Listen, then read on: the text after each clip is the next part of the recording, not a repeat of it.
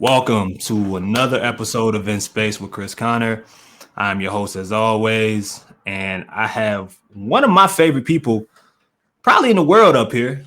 Um, you may you may know him for some of his work with the Bird Rights over the years, podcast. Um, as an artist, dibbles and dabbles in a lot of different areas. But my dog and my former I guess I wouldn't call it a coworker, but what do we call colleague? There we go, colleague with the bird, Collaborator as well. collaborator, man. And we gonna get into a lot of that. But this is my dog, Kevin Barrios. Kevin, how are you, bro? I'm good. Just staying busy, trying to not feel the weight of all the heaviness of our sports teams in our city being terrible. Because I did the dumb thing and decided to get back into football like 2 years ago, and I chose to get back into football when the Saints became absolute garbage again. But I mean, I had season tickets during the Ditka era, so I've been through a lot worse than that. But yeah, otherwise, life's good. I've been, about to make 2 years with my new job, and that's going really well. Art stuff's going well. So I'm relatively happy. you know, Yeah, look, man. Hey, I forgot my intro. You must know that first. Can't nothing and nobody fade what we trying to do and what we about to do.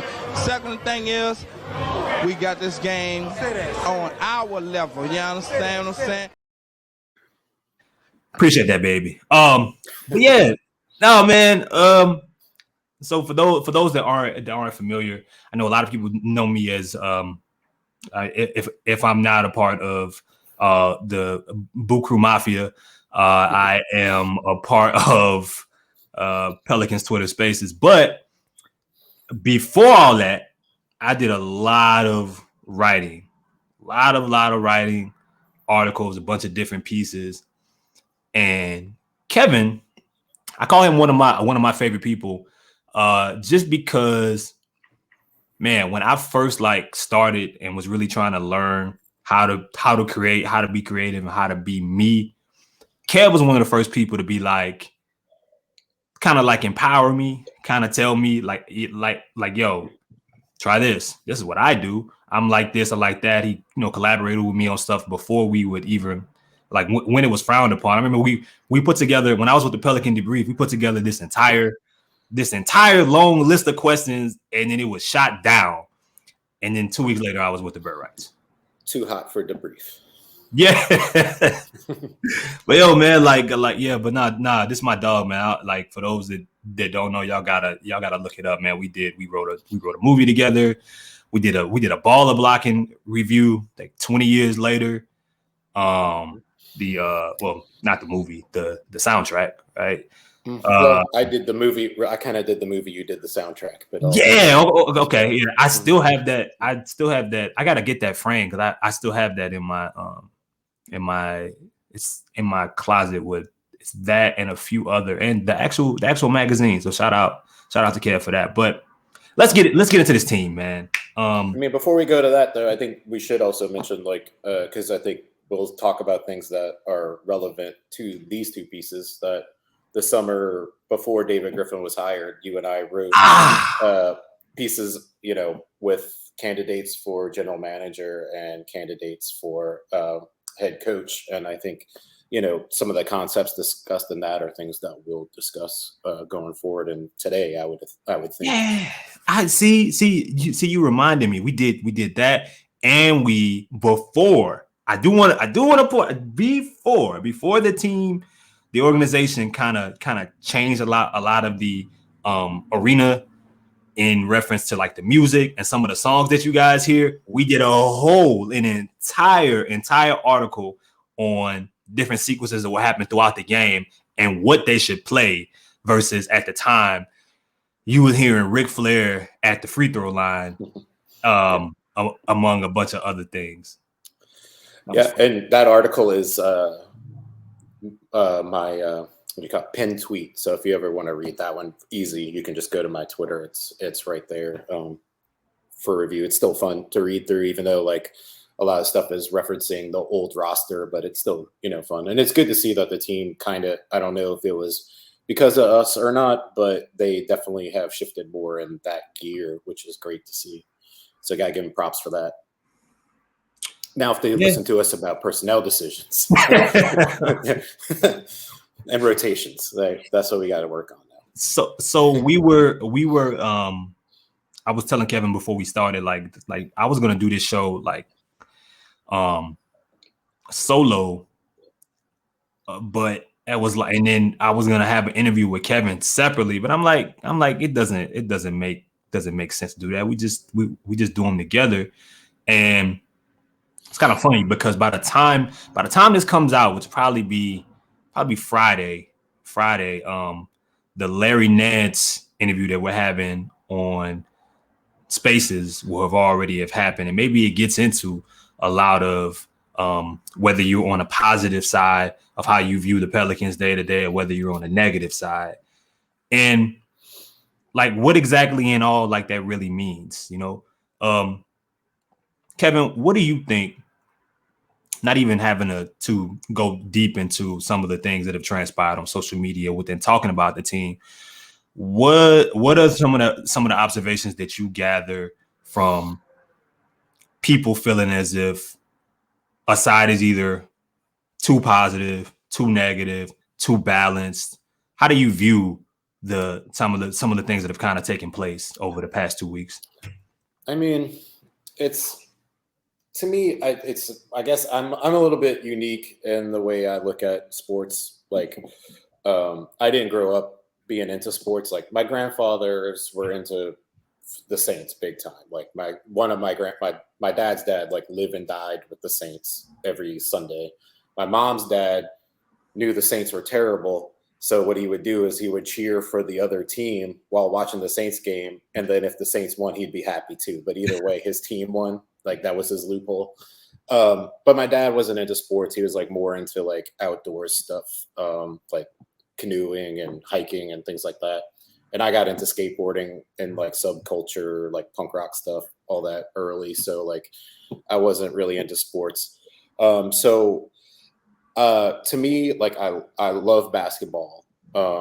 And I think that maybe because I got into it later, like I don't really, and I guess because of like my dad's very politically active and my sister is also like a diplomat. So like we have a very like politically active family, and those things are like more important to me. So like I don't get bent out of shape over something as trivial as sports to me, which doesn't like, again, I enjoy it and I understand why people kind of live and die with it. But at the same time, I think you have to like realize like what's going on in our planet and specifically in our country, and realize that that stuff is not that important, not to get, to the point where you hate somebody over it. Like it doesn't matter. So that's how I feel about it. But I mean, I know it's hard to navigate that. But I mean, fans are, it's short for fanatics. So I get it. Like it's a passionate thing. We adopt a team, especially if you're like a person who is loyal to your home team. It's just like pride in your city, and it feels like it's part of you, something you grew up in. So you're going to defend that to the death. Some people like get hurt by what the team does and like turns on the team and gets mad when people are too overly positive with it. And then other people, you can't even make like a fair judgment of something without them saying you're like attacking the team and not a loyal fan and don't care as much about the team as they do. When you do, it's just like, it's like in a relationship, if you could be in love with a person, but if there's problems that you guys need to work on, and you just ignore them because like that's my person, then it's unhealthy. So like this like blind, I'm always against blind faith and blind love and not questioning things. I'm a very inquisitive person. Like, even though I was raised in a Catholic family, like I became an atheist when I was like 10 years old, because that's just how my mind works. I question everything, and I don't have much. I don't see much value in blind faith and just like accepting things as being right. I question everything. So, and I think I think that's, to me, that's the way to be. I'm not saying like you shouldn't be religious or anything. Don't get me that's fine. But I think you shouldn't just accept things as the way they are and just and when somebody questions something or points out something that they have definitely data to prove, then you shouldn't attack them for being like too negative. It's just like being analytical and trying to solve problems. And that's something that interests me, is how to solve problems. I mean, I went to art school. I'm a graphic designer, so graphic design is solving problems visually, and that's kind of, like, I want to solve problems. And if you don't want to even admit there's a problem, how are you going to solve it? Even if you can't physically solve it in your position, obviously, none of us know. We all know that we can't actually solve or change anything. But, it's discussing and analyzing and looking at paths that things can take. And ironically, a lot of the things that people raise in your spaces and in articles, like unfortunately, it takes the team like 3 months to sometimes make that change. But when they do, it works, and it's like, well, we had all this evidence. So we'll see. But I mean, like, at the end of the day, my main thing is, like, don't hate another fan because they have a different viewpoint. It's like, none of this really matters, Yeah, and here's the thing, right? We all want the same thing. Like, at the end of the day, we all want the same thing. The process, my process might be different than yours. How, I believe the team, what I believe the steps the team should take may be different from yours. But at the end of the day, we all want the team to succeed. We want the team to win. We want the team to win a championship. We want the team to, not be, last year was simply to just not be looked at as a poverty franchise. I mean, and that pride can come from a lot of different places, whether you just love basketball, whether you love the city, whatever it is, or a little bit of both. We all want the same result. And that's what's so interesting and so frustrating sometimes, because, I mean, just because if I get on and I say, I didn't like that shot, or I don't like how the roster is constructed, or I don't, maybe this wasn't a good decision, or even if this was, I think that the team should upgrade certain areas regards to talent. That shouldn't be even viewed as negative. Maybe it's objective. Maybe it's just a different opinion. And if that's what it is, then that's fine. If we don't agree on this player or that player, or what we see or what we're currently watching, we shouldn't.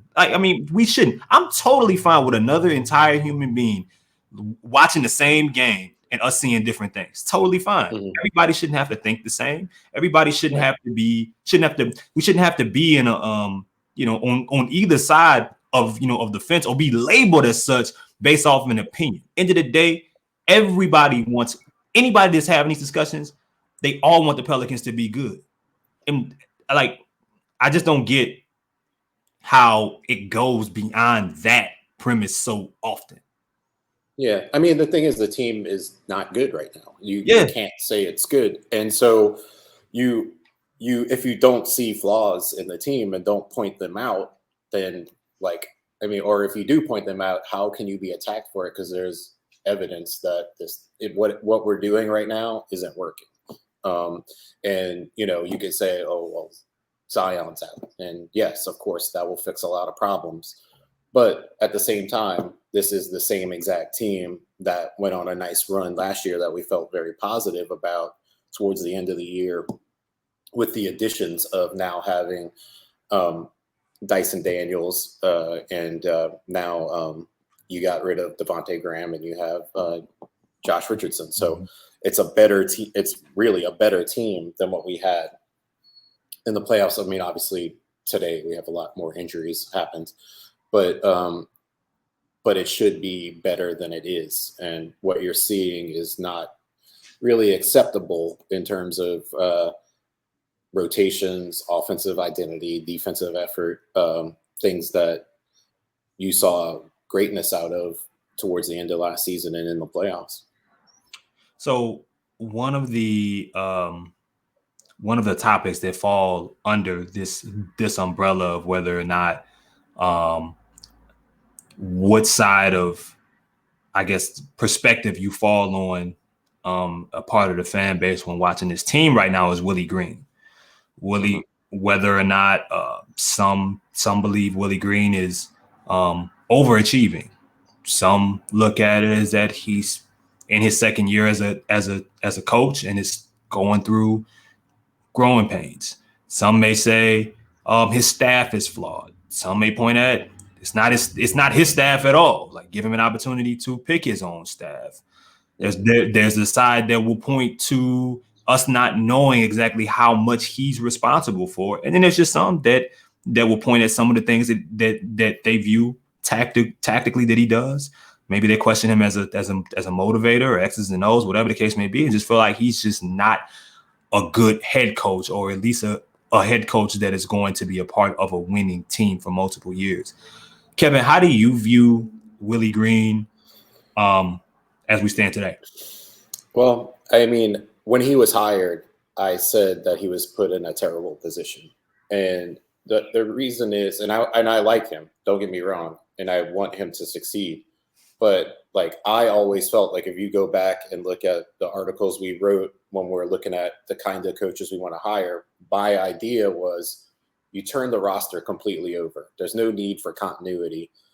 Bring in somebody that's going to be young, because you had a young team, a culture builder kind of guy that you bring in, which is what Willie Green is, that the players relate to, and develop that culture. And then the idea is you would give him 3 years, right, to see if he grows into like a really good game manager, a tactician, a guy who is a great X's and O's guy.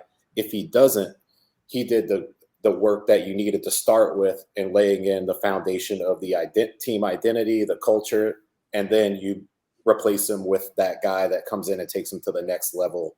That's like the X's and O's and really great game manager, kind of tactician type of guy. And because we wasted 2 years with Alvin Gentry and Stan Van Gundy, he gets brought in and has to kind of immediately win and not really have that time to grow, especially after they made the trade for CJ and they made that run last year.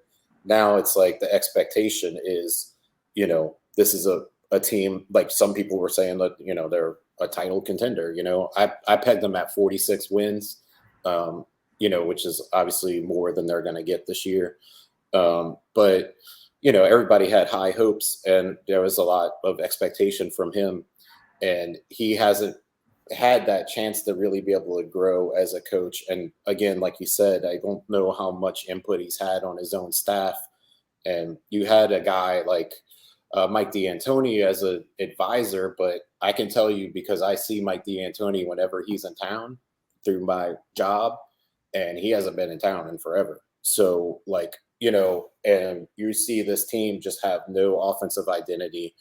For some reason, Willie Green is like completely opposed to playing a true point guard. And I know we don't really have true point guards on our roster per se. Like Zion is like kind of like, when everything's right, everybody's healthy, Zion is kind of your point guard because he's the guy with the ball everything's going to create off of him. Now, you can't, as we have seen, you can't count on that because you can't count on Zion playing games, like it's just, and I'm not trying to shit on Zion here, but like, he's kind of like your summer camp friend, whereas like you go to, I was too poor to go to summer camp, so this is all just hypothetical. Right? So in my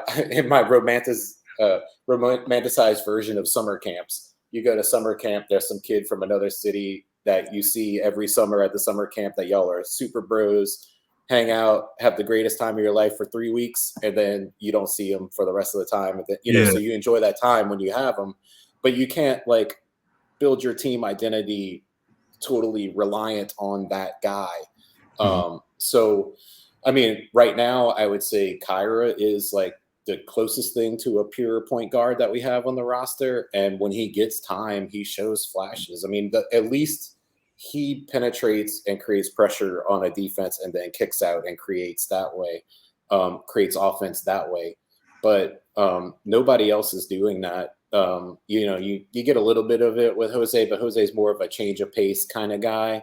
And then, other things that you see, problems with the offense. I'm sorry if I'm sort of losing the plot here, but right. you have Jonas Valanciunas, who's this great post scorer, and they just refuse to give him touches. And it makes everybody turn on Jonas because he's not a defender.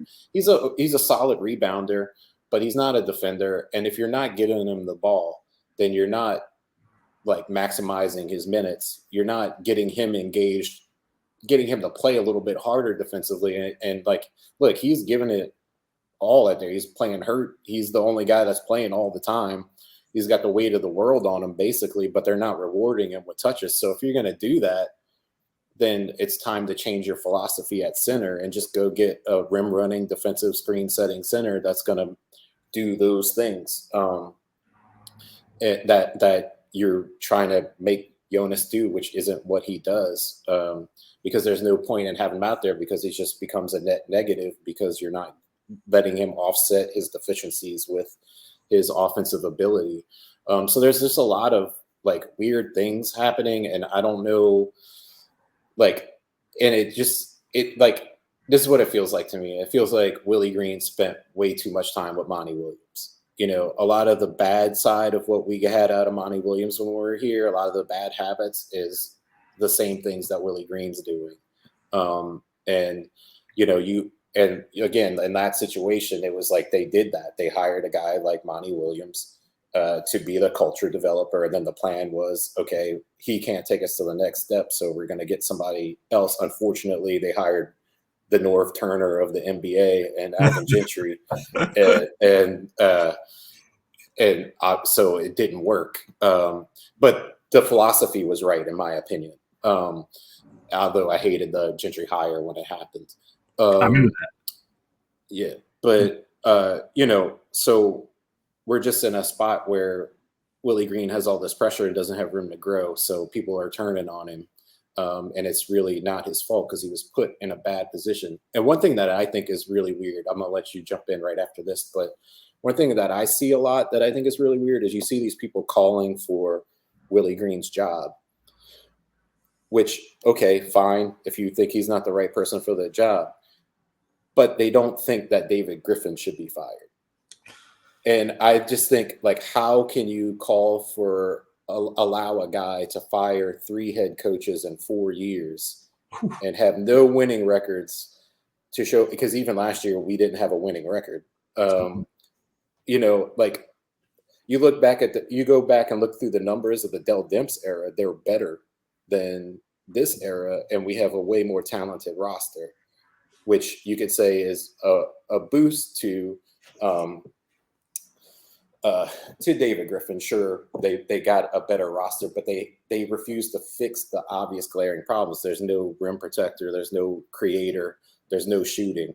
So I just don't see how, if you're calling, and I'm not a person who's calling for Willie Green's head. I mean, I'm not going to be mad if they do fire him and go in another direction because we are underperforming, but that's not, to me, the answer. I think the answer is to beef up his staff with better people that could be in his ear and create better schemes. But if you are calling for Willie Green's head, I don't see how you're not calling for David Griffin's head. Yeah, and that's a very, very good point, Kev. Because the interesting thing about that is that what goes around or what's said about the whole Willie Green hire, and part of this we know, right? Like, Willie wasn't David Griffin's first choice, and either was the previous hire, Stan Van Gundy, right? So, it's now we saw last year, his, even with players, first, second choices not saying no, kind of being blessing in disguises, right? With Kyle Lowry, saying no, Yeah. part of the guys like, maybe Malik Monk, even though I like Malik Monk as a player. Tim Hardaway Jr. maybe, you know what I mean? But those are just some examples. And with coaching, the rumor has been is that David Griffin. Well, David Griffin didn't even want Willie. Charles Lee was his guy, right? Jock Vaughn would have been his guy, and there was some reasons in regards to maybe how David Griffin, just how the front office is structured, with maybe his hand being in a little bit of everything, and to why Jock Vaughn wasn't the coach of the Pelicans. I don't know what's true, what's false, but we both heard those stories. But regardless, whether it was Griff's first choice, second choice, or not, whether it was the guy he ultimately would have wanted to bring in, man, I definitely agree. And it sucks because the organization in total, you have a history as an organization that goes back before David Griffin of just not being able to have consistency within the building, outside of the right commitments. It's just been a bunch of just rough patterns and change and so on and so forth that, you bring in Brandon Ingram, bring in Zion, you want to finally have the opportunity to give those guys something that they can, consistently look forward to each year, some level of familiar faces, especially at the leadership positions. I mean, I know when Brandon, until Willie, I think Willie Green's the first coach that Brandon has had, first head coach that he's had back-to-back seasons. That's big, right? Zion goes from Alvin to Stan and didn't play for Willie until this year. So I get it. But if you're Griff, if you're the front office, like you mentioned, I can never be Griff.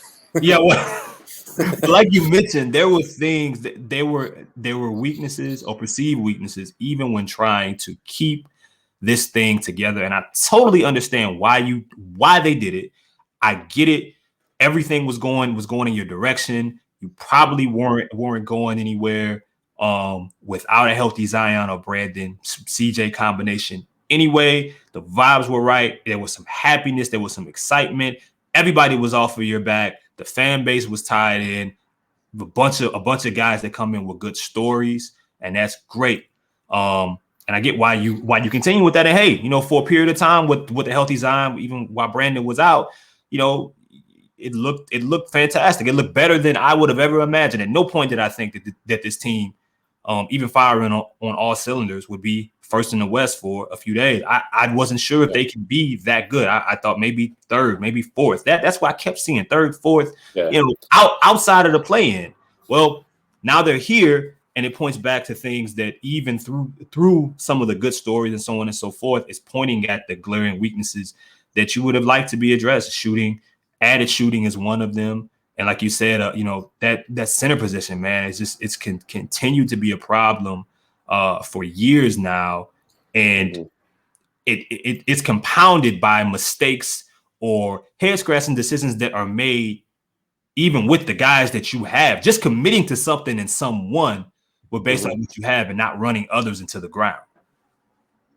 Yeah, I agree 100%. I mean, we all know that Jackson Hayes is not ready to be a rim protecting center, and he doesn't seem to have a future with this team.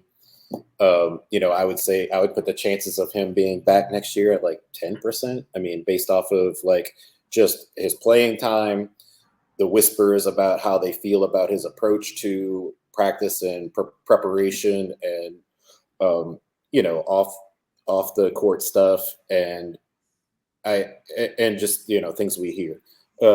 So like the fact that they didn't do anything to get him off the roster, again, not being able to turn that into something else at the deadline. We're going through the same thing with Lonzo. Well, obviously Lonzo Ball was even more of was actually a valuable asset. Jackson, you would have had to probably pay something, but his salary would allowed you to get a nice player with some added stuff on from like a team like San Antonio or Charlotte or somebody like that. That's, mailing to get it in because he's not a long-term commitment, comes off the books, and hey, maybe they like him wherever he goes. Then, it's like a guy you take a flyer on because of his athleticism. And look, maybe years down the road, he gets his shit together and like learns how to play basketball and becomes like it happened with JaVale McGee. He was a joke forever. And then he became a solid veteran that, gets minutes. You know, he never became a star, Right. but he is a valuable guy, and that's kind of like what I think is the best case scenario for Jackson.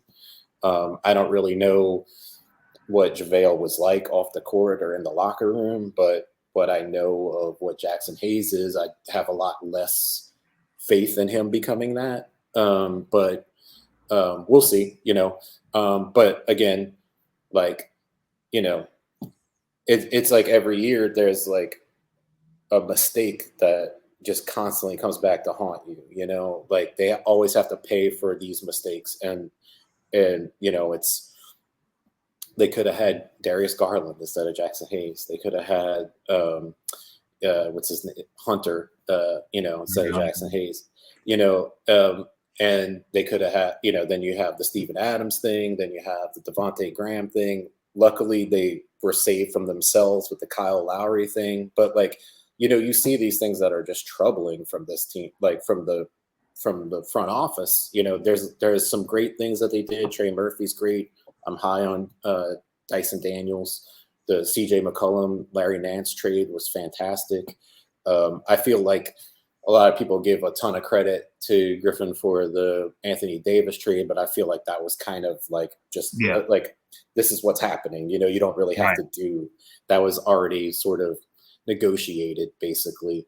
The Drew Holiday trade was okay. I mean, it's fair enough. You could have got something better. But then you look at like those decisions where like that year you coming out and saying that Drew Holiday is going to be an MVP candidate. And like, if you know Drew Holiday, like you don't want to put that kind of pressure on him. He's not that kind of player, you know? And so like, there's just like, there's always like these mistakes that we're making up for. And that, like I said, like the hits are overshadowed a bit by the misses. You know, Zion obviously was like anybody would have drafted Zion 1. So, yeah. And he's a phenomenal talent. You know, we all know that there was like a rough patch there, that things weren't looking good in terms of like his commitment to the team. Like the CJ McCollum trade kind of saved that. And so that was great for that. But then again, you know, are we looking at a guy who's going to play 30 games a year? You know, I hope not, but that's basically what we've seen so far, you know? So if that's your biggest success is getting 30 games of phenomenal play, you know, I don't know how great you can say this tenure has been, you know, and it's 4 years now and we haven't had a winning record yet. We won't have it this year. So, you know, I was never a Griffin fan, but so maybe I'm biased, and I look more to the negative side of things. But like, I'm a person who doesn't want to be proven right. I want to be proven wrong. Like, you know, like I'm happy to say I'm wrong about something if like somebody's better than I thought or somebody's worse than I thought. Like, you know, obviously I was high on Nikhil, and look, Nikhil has had moments. Like he's more of an NBA player than Jackson Hayes. And I think he'll be in the league longer, but you know, he's not what I thought he was going to be. But you know, like I'd be happy if they turn it around, obviously, because as a team, I want them to be good. I don't care if my opinion was right or wrong. I want them to be good, but I just feel like it's a problem at the very top that trickles down through everything. And I just, you know, you hear the whispers from other people that have worked with him in the past, you know, throughout the league, that he's just like a guy that people don't like, you know. And when you have a boss that people don't like, it affects everything, you know. And I just don't think that he's the right person for this city, for this team. And I don't think, you know, I mean, I'm not necessarily saying fire him because I don't know if that's the right answer, but I just wish they would have gone in another direction from the beginning. I think we'd be in a different situation. But we'll see. I mean, I don't know. How do you feel about David Griffin right now? Yeah, you know, I view anybody that takes the Pelicans job and it's their, you know, they run the day-to-day operations. I don't, not even just like the market necessarily alone, I'm happy with some of the advancements that the organization and the city has made to try to improve some of the overall, I guess, the border of the team, the little nuances that make sports franchises fun, successful, marketable, so on and so forth.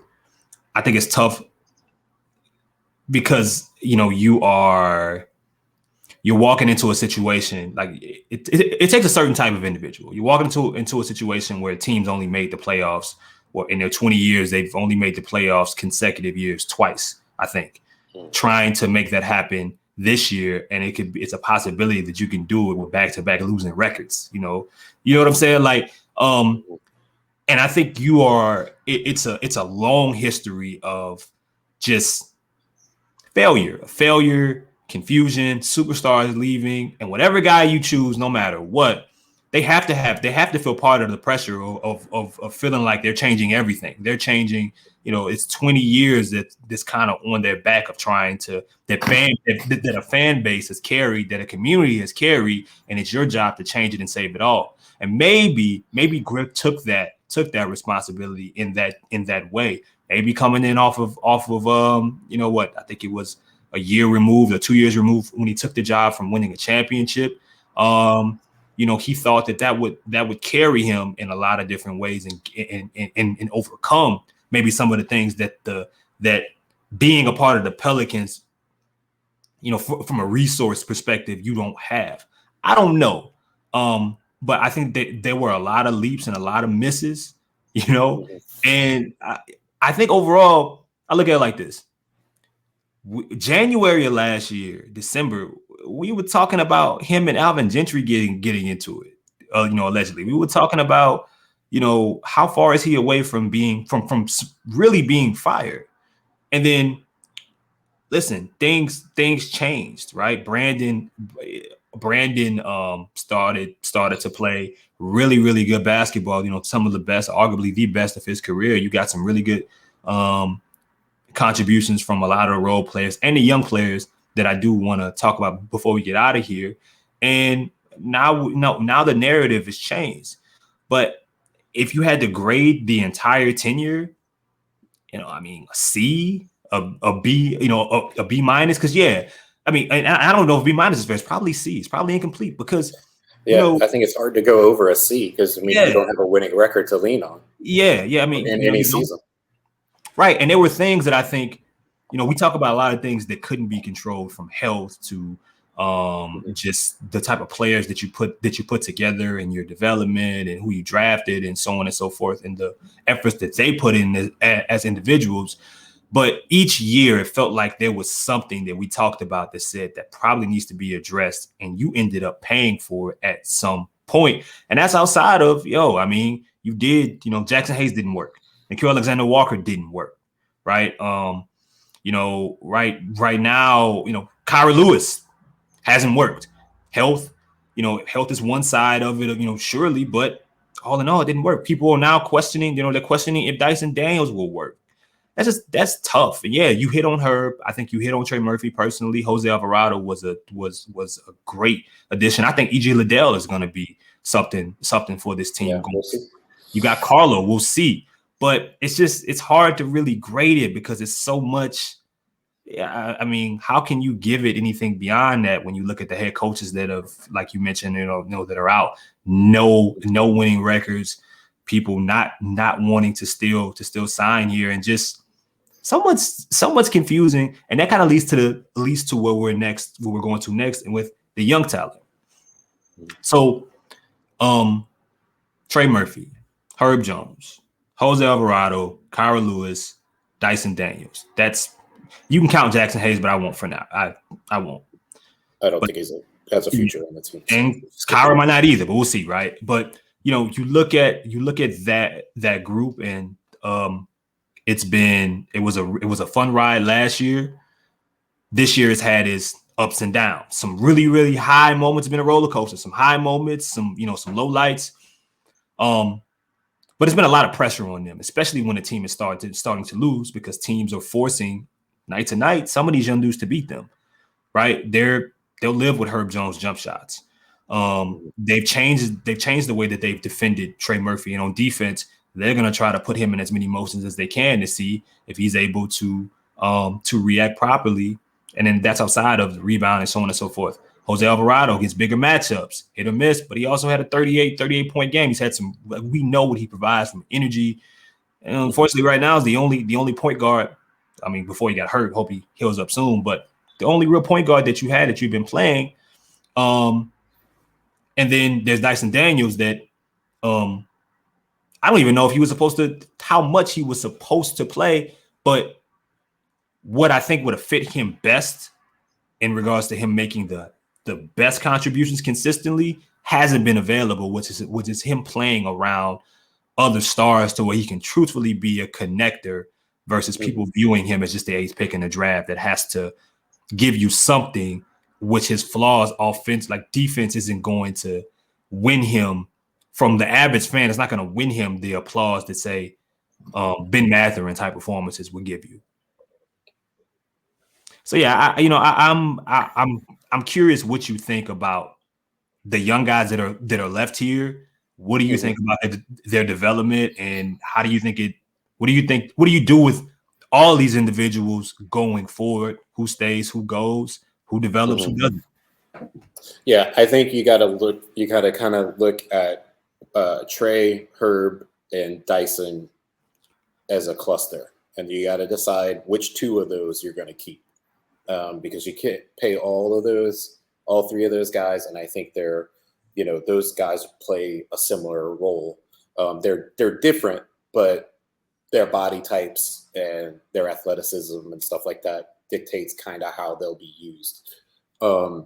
And because you had to pay her, you're going to have to pay her earlier because he's a second round pick.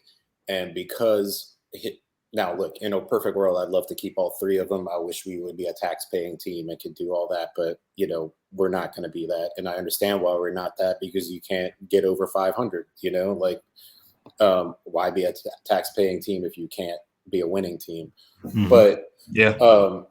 At the deadline, there was talks of trading for OG and, John Collins and all these guys. And if you had to give up one of those young guys, to me, the one you would have given up would be Herb, just because he hasn't shown the offensive development that you would like to have seen so far. And because you have to pay him sooner, whereas, Dyson, I think when you see him play, his defense is basically the same level as her, or close to it, and he's much younger, and he's a first round pick. So you have that contract, the easier to navigate contract. Plus, he's a rookie this year, so you definitely have more years. So I think he could replace what Herb does defensively, while also give you that great playmaking, that passing ability that he has. And I think he's a better rebounder than Herb as well. But neither of them are scorers at this point. I think Dyson has flashed some nice touch floater stuff at moments. The shots, not there, but he's 19 now? Or is he? Yeah, he's 19. So I think that still can be improved. I think Trey has the ability to be a superstar in the league if it all clicks right. So to me, he's the untouchable one, unless you're talking about, getting like a Kevin Durant or something like that. Yeah. That's the only way you move Trey, because I think he's so versatile. He could play, easily play 3 different positions for you. He's I say he's kind of like if you took young Robert Horry, Chris Mullin, and Josh Hart and combined them, divided by 3 and added a couple of inches, you get Trey Murphy's ceiling. He has that shooting ability. Crazy. He has the athleticism, that crazy athleticism that young Robert Horry had. And even Mullin had some pretty good athleticism. Mullin had a pretty good handle. Trey's got a decent flashes of a nice handle. And then he rebounds, and he has that intangible, sort of grit that Josh Hart had. So, I mean, I would definitely, I'm super high on Trey, and I just love his personality, his vibe, his family, all that stuff all the stuff off the court is incredible, and just the potential that you see in him, and even in his low points, he's still contributing. And he's a young guy. I mean, I know he's an older rookie, but he's still a young guy who needs development, and he needs more consistency. But he's also done little favors because he was like sometimes the only guy who can shoot on the court at times, and that's a lot of pressure on him. But I'm super high on him. And then Kyra, he's a big question mark. Like, I didn't really like the pick when we picked him. I do think that, like I said, center and point guard have been the huge holes on this roster for 4 years. And so, like, I get why they took Kyra, but I didn't necessarily like the pick where it was at. But he showed me some stuff. And unfortunately, injury and coaches' decisions have limited what we have seen from him. So I have really no idea how good he can be and how much of a contributor he can be. Hopefully, they're forced to play him now, but I still don't have a lot of faith in that happening. Just because we haven't seen it. But when he's in there, he looks good. I mean, he's like I said, he's collapsing defenses, putting pressure on defenses, kicking out, and he's been efficient scoring. I mean, it's super limited sample size and usually in garbage time. So it's hard to really gauge how much that translates to like giving him a bigger role. But, whereas before this season, I was kind of more inclined to like move him if somebody like wanted a younger player in a deal for like something more, like if we are improving the center position or getting more of a veteran point guard or something like that. Like what Boston did when they traded Neesmith to get, in part of a deal to get Brogdon. What's that? I said like what Boston did when Neesmith was one of the who I think was in the Brogdon deal, and he was drafted there with her. Yeah, like if he was a piece that got you, like I didn't think that adding, like, I wouldn't have been mad if they traded for OG Anunoby. To me, that wouldn't have solved our problems. Right. They would have gotten us a better player, a better player now for sure than what we have. But I don't think it fixed the holes in the thing. But if like Toronto was like, we need 2 of your young players and you're giving them Herb and Kyra, I wouldn't have been mad. You know what I mean? And then whatever picks were involved. But I kind of want to hang on to Kyra just because I look down the bench and there is no point guard, and he's the closest thing to a point guard on the roster. So without getting another point guard, I'm hesitant to move on from him. And like I said, I think he's like shown some stuff, especially like the few minutes lately that he's gotten since he's come back from injury.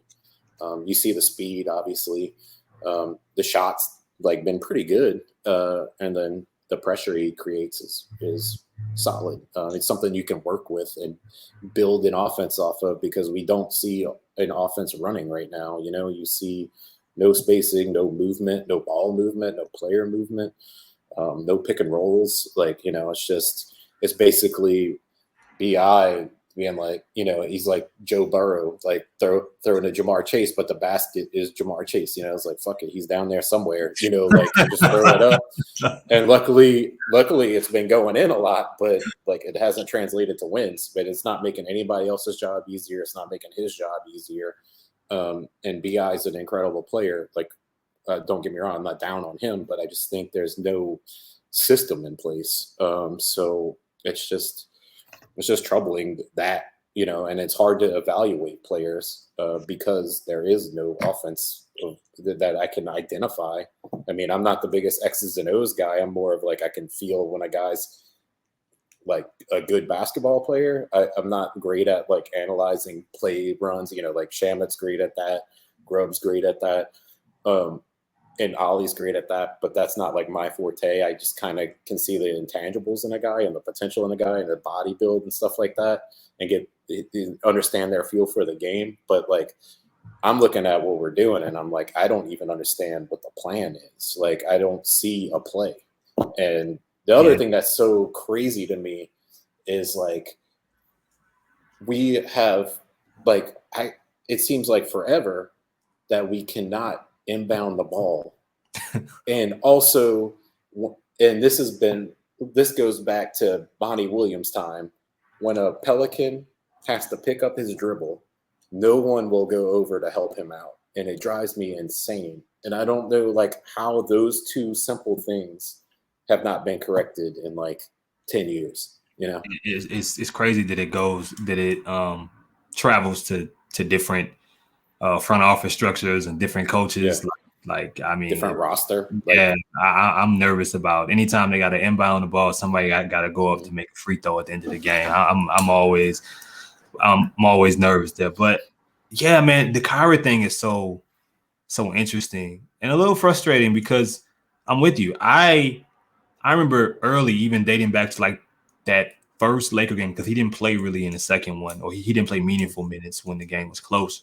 But well, no, not the first Laker game, the second Laker game, the one where they break the losing streak on. And I remember, the minutes that Kyra, played there. I remember saying, "Oh, those were solid Kyra minutes." And but I saw down my timeline like, "Get Kyra out of here," such and such. And I was looking at him, I was like, no, I like the little thing, because when you're that kind of athlete, I think like when you're blessed with that kind of speed and quickness and that first step, a lot of things, with Kyra is it's between the ears. It's the mental aspect. It's the game slowing down. For him, it's slowing down at the rim, being able to finish, wanting to attack those things, the floater, all of those situations, because athletically, he's even with a healthy team, he's the best option you have at point guard. He just is. Totally. And and I think he's made the most of those minutes, even dating back to I think his the last time he played meaningful minutes during a game was the Oklahoma City game before the All-Star break. And I'm with you. There was a couple ugly plays. He missed a layup he had no business missing. There was another play defensively. It was like, what was that? I mean, he's made, I think he's turned the ball over in the backcourt once, but okay, he's working back rust. Well, he's working off rust, and he's in a situation right now where he's trying to make up for so much time that he's been off the floor, healthy or unhealthy. I get that, but the little things, even the Sacramento game comes to mind. The shooting, like Kyra gives you something, especially when you have so much fog going on offensively. His speed just does you wonders. Him being, I just think you have to want to use that and stick to it. And I don't get, even after adding Josh Richardson, why, or getting some other ones, some other guys back healthy, why you go away from that, because you don't have anybody else on the team that can create some of those elements. And right now, your main focus with Zion being out and CJ probably battling with a thumb that he's going to need surgery on in the offseason, you should be trying to find ways to free those guys up. And why, when you have that dude that I think was playing better and defensively was playing really well, just being active, being in the right place, being able to stay in front, long arms, it felt like a no-brainer to continue to give that guy minutes, and it just hasn't happened. So I don't know what the plan is there, but hopefully now, and this isn't to say that Jose doesn't just I'm not wishing for Jose to be out for the year. We'll see how long. I hope he comes back soon. Fractures are tough. Right. And then Josh Richardson, I think it's questionable tonight in the Portland game. But, this is the perfect opportunity. And I hope it's not just one of Kyra or Dyson. I hope that both those guys get a chance to go out there and play. This team needs anything else to be excited about. Fresh legs, youth, quickness, athleticism, whatever you can offer, they need it right now where they're currently at. Yeah, I mean, it's like a cheap way to generate offense. Like what he has is like it doesn't require like much thought. We saw it forever with Tyreek Evans, just like a guy who can collapse a defense and get to the rim, creates so much, even if he's not the one scoring, even if he's missing the layup, there's somebody, you hopefully have somebody there that can get it and put it back. Yeah. just pressuring the rim is just such an easy way to generate points, and like that's his best skill right now, and he's not going to get better if he doesn't play. So my thing is, if you're not going to put him in the game, let him go play in the G League so he can at least play, and improve and build confidence. So then that when you're ready to play him, that he's ready to go. I mean, I don't actually think the confidence is a problem with him, because when they put him in there, he's like ready to go. He's not like hesitant, which is a great thing. He's doing what we wished Lonzo Ball would do, like drive, pressure, and kick out. And of course he's a lot smaller, but he's a lot faster also. Yeah. So I just don't understand why they're not doing these things that are easy to generate offense, kicking it down to JV and letting Kyra put pressure on the rim. Those things would get you points, and they just seem to like not want to do that. And this team needs points since making the Josh Richardson trade. Post All-Star break and inserting Josh Richardson into the starting lineup, they have 2 games where they've scored under 100 points in 2023, which even if you try to do in this league, in this era, it's almost impossible. Yeah. You got to find a way to generate some offense, and that will save you so much frustration and so much. It just will make life easier for you. And right now, team, I think in a lot of ways is making things a lot more difficult than themselves. Even Antonio Daniels said it. He said basketball isn't as difficult as the Pelicans are making it look. Right, of course, yeah. Like they're not doing themselves any favors. I think it was Jeremy J-Dub. I think he said it. It's like you can't play Josh Richardson and Herb Jones together and give up 130 points. Because they're not doing anything offensively, and they're not better defensively. They're worse defensively. So, and one of the problems with that is because they're constantly playing transition defense, And then the other night against the Knicks game, right? Yeah. Like we were in the Knicks scored multiple times while we were on a fast break. I've never seen that. That was insane. Like that was just, it was just ridiculous. And like, again, keep doing the same thing over and over again. But you guys, I don't know if it was Justin or if it was somebody else using the Propels Talk account, but they tweeted out like what would be your starting lineup till Zion comes back. What would you say? Oh, if I had the keys? Yeah. Oh man. Oh, okay. Because I didn't even answer it. If I had the keys, because I'm weird. I would go Dyson, CJ, Brandon, Trey, Herb.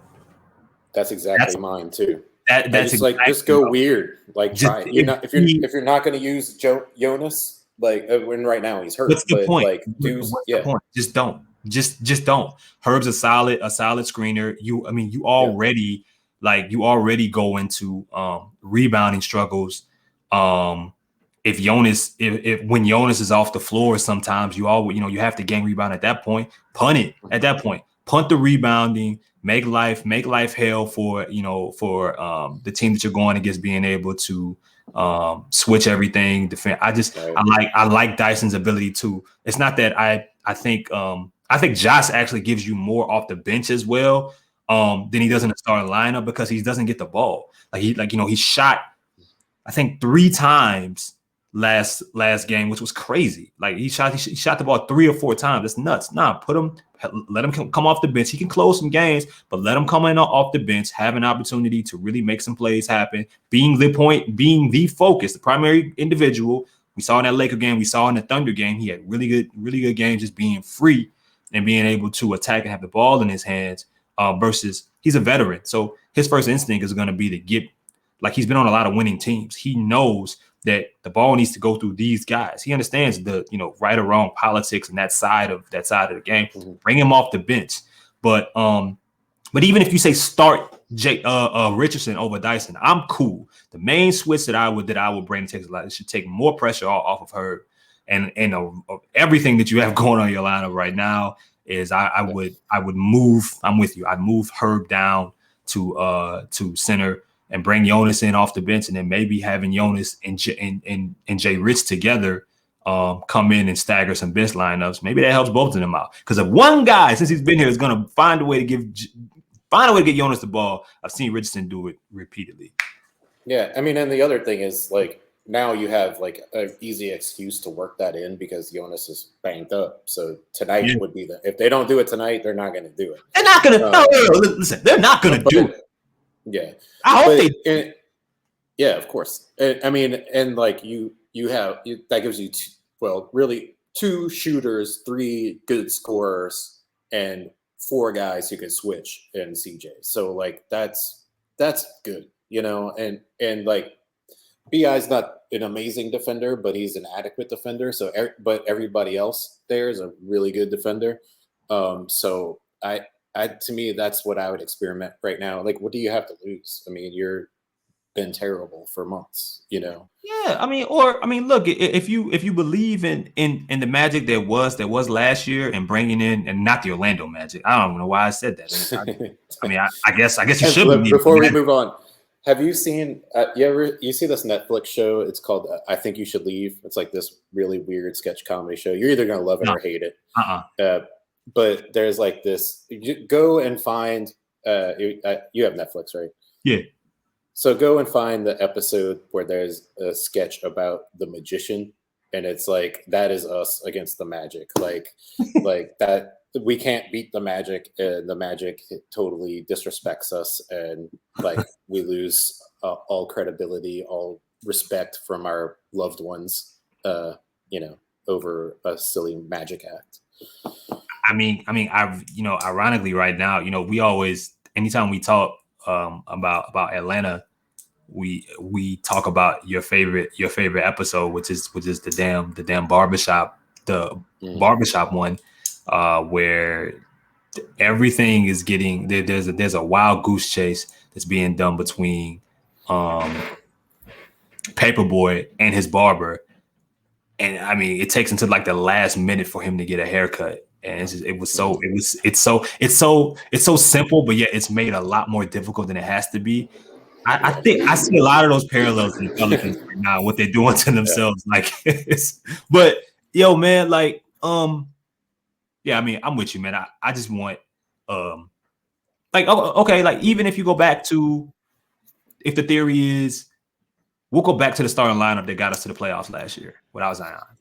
Okay, I may have better ideas, but like right now, you should not be stuck on any idea. You shouldn't be stuck on any plan. No switch should be too stubborn for you to be able to make, because nothing you're doing is working right now.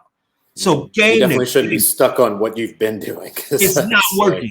It's not working. So whatever it is, people outside of Brandon and CJ, there should not be anybody else in the starting lineup that should feel safe. And it should be Jonas, but if you're not using him properly, 4 shots as well against Orlando, he shouldn't feel safe either. He hasn't been safe when he's been playing. So outside of Brandon and CJ, with what I've seen and what they've put out there and what's working, what's not working, no one else should feel safe. Not a single person. That it should be a running, like nobody should know who's starting until 10 minutes before the game. Till you figure it out. Yeah, I was kind of hoping, like not because I'm out on Jonas, it's because I'm out on how they use Jonas, that they would trade him at the deadline, maybe in a 3-team deal or whatever, but to get somebody like Clint Capella, like defensive rebound and screen setter guy who I think can work with Zion. People say they worry about the spacing with Zion, but he's a great rim runner. And then, you could have